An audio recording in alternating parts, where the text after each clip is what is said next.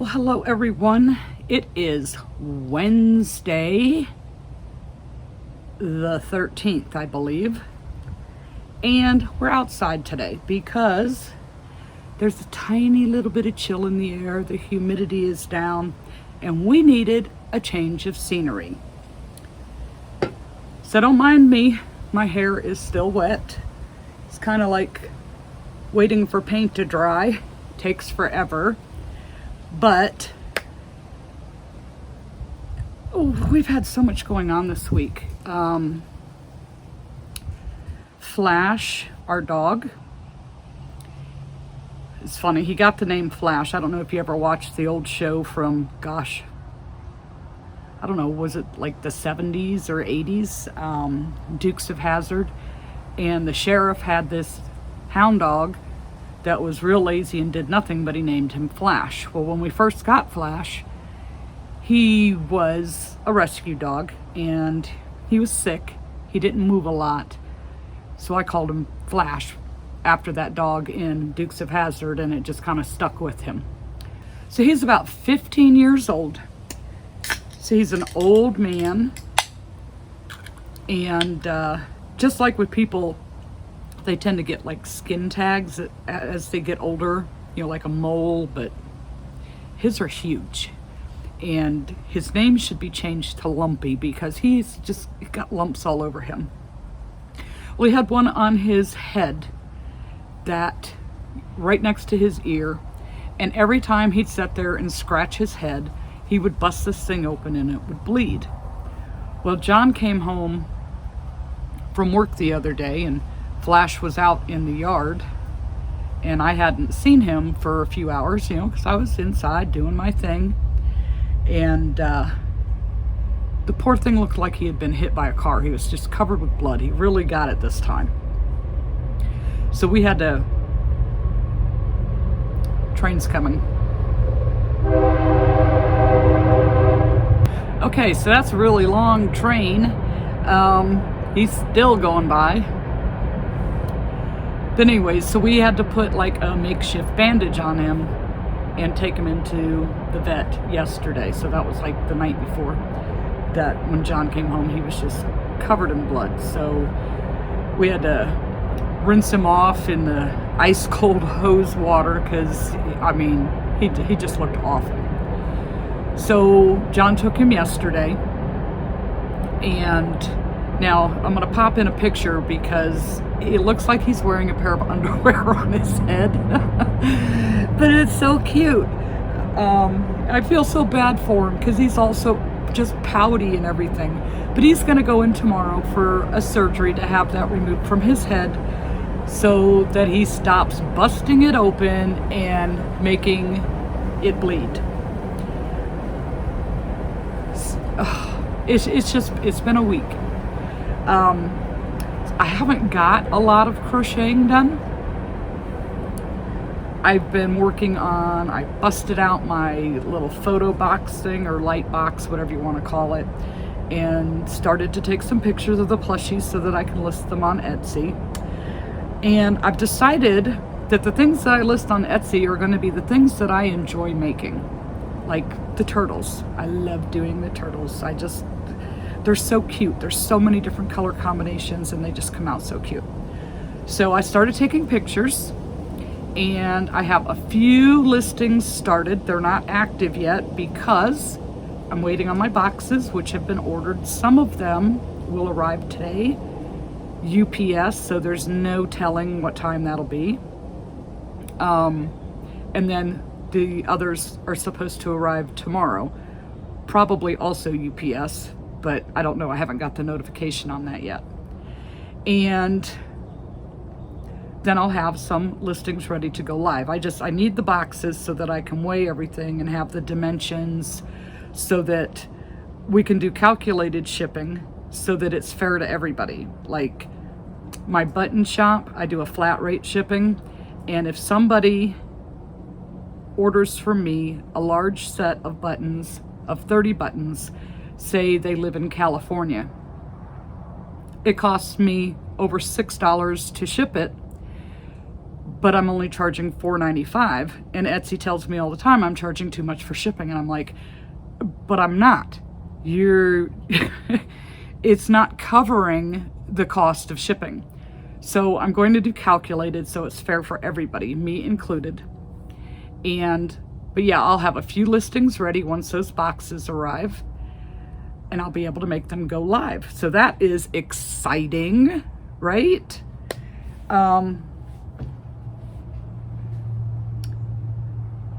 What else have I been working on? Oh, yes, I had an order to ship out to Canada. I had a meetup with a lady from my first craft fair that contacted me through Instagram. There was no sense in making her drive so far to go to that market when we could just meet up here local. So I did that yesterday, and I had one other order that I shipped out, and amazingly it has already arrived. That was really fast for shipping this time of the year, so kudos to the post office for that one. To do a quick shout out to Robin, who made these from Knotting Hook Crochet, and I gotta say, I couldn't be more happy. Look at how adorable. Oh my goodness. Thank you so much, Robin. They're precious. I love them. And I did make a few items, not a lot because I've been busy with other things. You know, life happens. Like, oh, my house is a wreck. Part of it's because, you know, it's December and it's Christmas, but I've got stuff everywhere. Everywhere. So when I felt like my hands were ready and I was in the mood to make something just because I wanted to make something, the first thing that I made was another of these little yellow ducks. These are so cute. I love them. And both of my little ducks, the mallard and the one that looked like this, sold at the last market. And they're just so stinking cute. I mean, look at that. They are so cute. I love them. So that will be one of the type of things that I list on Etsy. It's small, it's lightweight, it's fun to make, and they're just adorable. They are adorable. The other thing that I made, which is like my favorite thing to make, was a turtle. But this time I used the Michaels yarn, and this is ash gray and turquoise. And I was getting low on eyes, so I didn't really have an eye to match, but I thought these turned out okay. It's kind of a pinkish color, but I think they look okay on him. But I like making these. This one's the All From Jade pattern, and you know, of course I modified it and used this type of flipper, but since I purchased the pattern, she's come out with a modification to use these type of flipper type legs. But these I absolutely enjoy making. Now I did try, and you guys saw that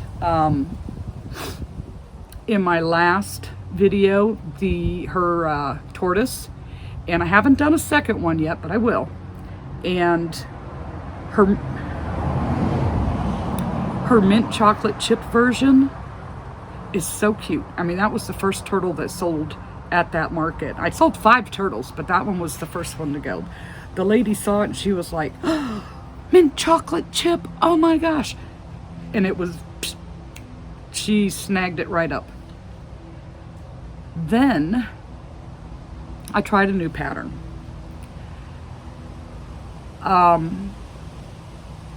I struggled with this pattern. It looked like it would be fairly easy. I mean, my end result is decent, except for the eyes. Because I'm working on the head, and it tells me to mark, you know, this stitch, and that's where the eyes are going to be placed later. And then at no point during the rest of the pattern did it say to insert the eyes. And then by the time I realized that, because I was so engrossed in making this, by the time I realized it didn't tell me to put the eyes in, I was beyond the point of no return. And I thought to myself, I'll just glue them in afterwards. Everybody does it, or not everybody, but a lot of people do it, and they're fine with gluing it in. Well, this didn't work out very good for me because of the type of eyes. It has that like little glitter washer that goes in, so I didn't get a firm grip on it. They're not in there very well. So this isn't something that I can sell, but it is something that I can have sitting on my shelf and just like it, because it did turn out cute with that exception. I had a few other issues with the pattern. And I'm not gonna say that it was the pattern designer's fault, because I did not use the recommended yarn and I did not use the recommended hook size. I used the Michaels yarn and I used a 6mm hook. So let me show you what it is. It is just too cute. You ready? This cow,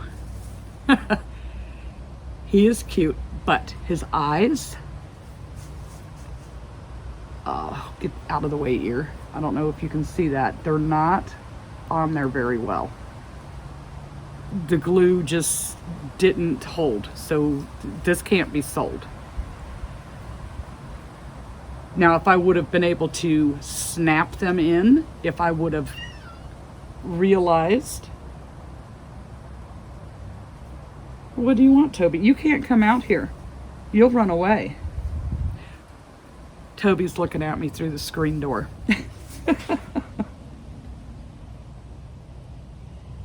No, you can't come out. If I had really been paying attention and I was able to snap them in place, what would have happened, instead of him facing this direction, his face would have been more over here.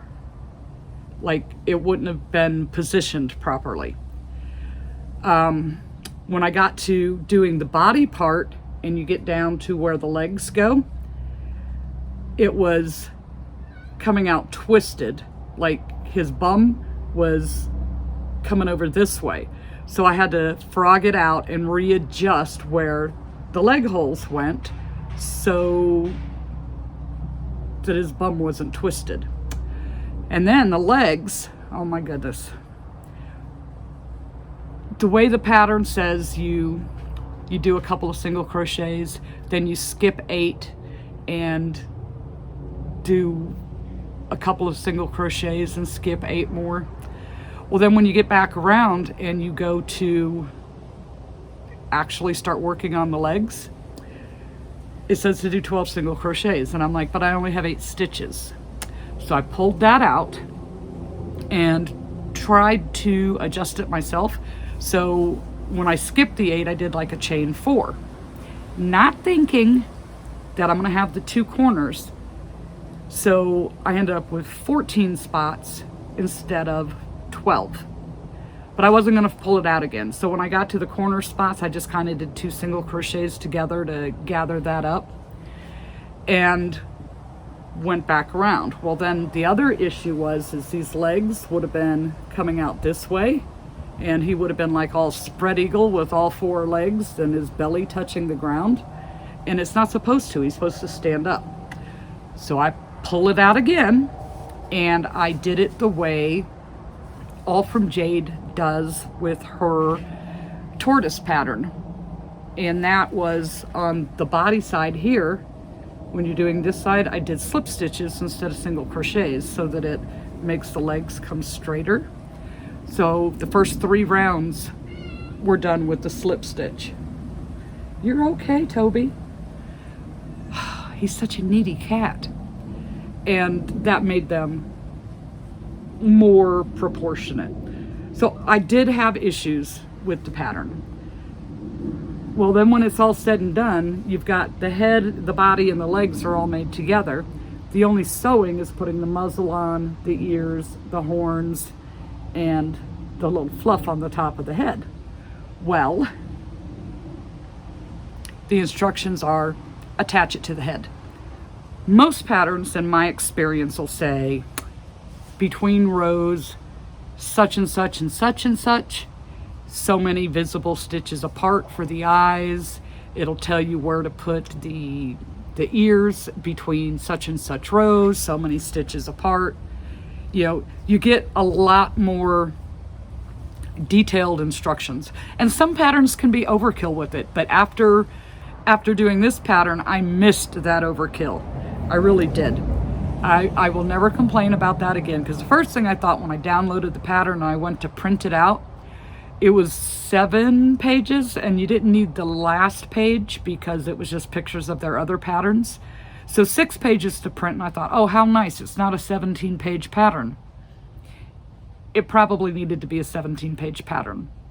So yeah, you're gonna sew on the muzzle.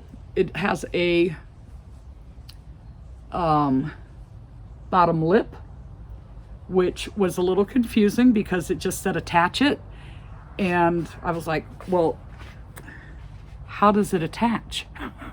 Which direction does it face? Yeah, so I struggled with. I am gonna try it again, but I'll know the things to look out for this time. And now I have, I want to say this makes my 4th cow pattern, and this was actually the first one that included a tail. Cows have tails, so I didn't do it exactly the same way that the pattern said to do it because of the chenille yarn. Like, I'm still getting fluff, and this Michael's yarn, I got a whole lot more fluff. I was covered in it than I do with the Parfait Chunky, which you do get fluff from, but there was a lot of fluff. Like, it was a mess, and it got on my little throw rug, and I was having a heck of a time getting it to come off.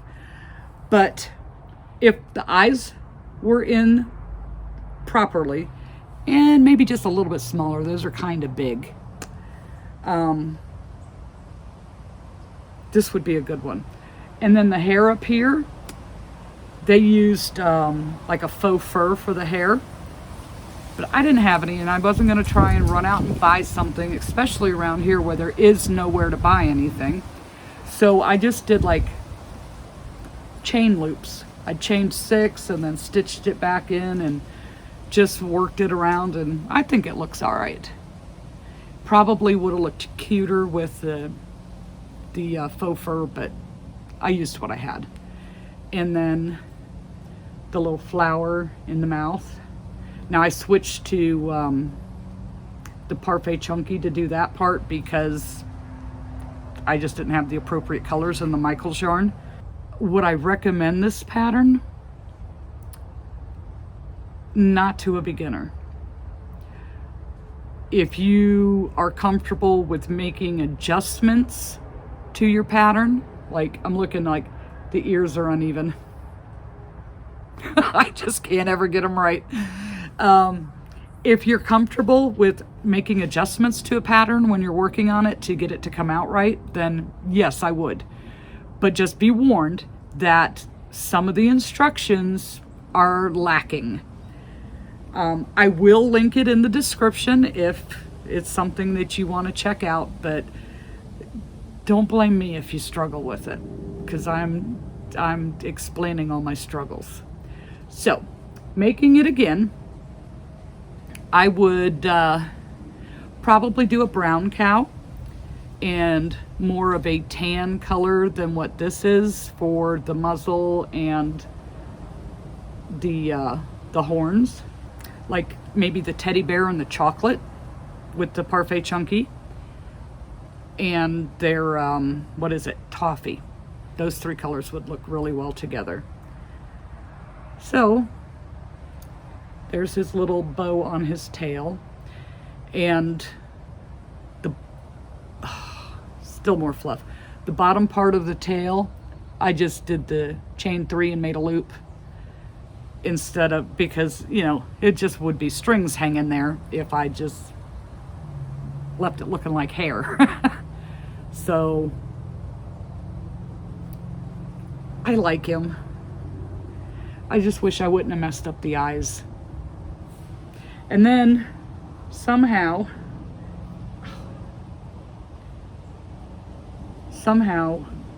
this one leg, it seems to be just a tad bit shorter, and it's probably in my tension than the others, so it wobbles a little.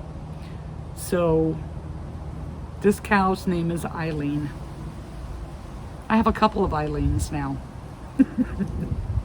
Anyhow, that's my my happenings for the week. Not a lot. Not a lot at all. So I'm trying to get myself in the mindset to pick back up my temperature blanket and get caught back up on that, because the year is almost over. I am almost finished with that project, and I think I've mentioned it before. I don't think that I would do a current year temperature blanket again. I would do a historical one where all the information is there and I can just work on it instead of waiting for things to happen. And I also need to finish my filet puppy dog blanket, which I'm going to have to reprint out a page, because I took a page of my instructions with me to the craft fair to work on it, and I have misplaced that page. So I got to count the rows and figure out what page it was on and reprint that out so I can continue on with that. Oh, the joys. What can I tell you? So yeah, and I have had a lot of people commenting on the market videos. Most of them are super positive comments. I mean, it's nice. I love it when you guys comment. But then there's people like that have never been to the channel before, and they're such negative Nellies about that. Like, people don't want to buy that kind of stuff. That's not the kind of thing, blah, blah, blah. Well, you know, some people don't, but some people do. Not everybody is in the same financial situation as everyone else. Some people can still afford luxuries. And not to mention, a lot of the things that they say is, well, is it worth it? Wouldn't it just be easier to get a 40-hour-a-week job? Well, no. I haven't worked a 40-hour-a-week job in 10, 11 years. I have done my own thing. I've done very well with my Etsy button shop up until COVID, and it still hasn't recovered. But it's like, I do this because I enjoy doing this. And if I sell it, that's my yarn money. You know, and if I make a little bit on top of that, great. But that's not my goal.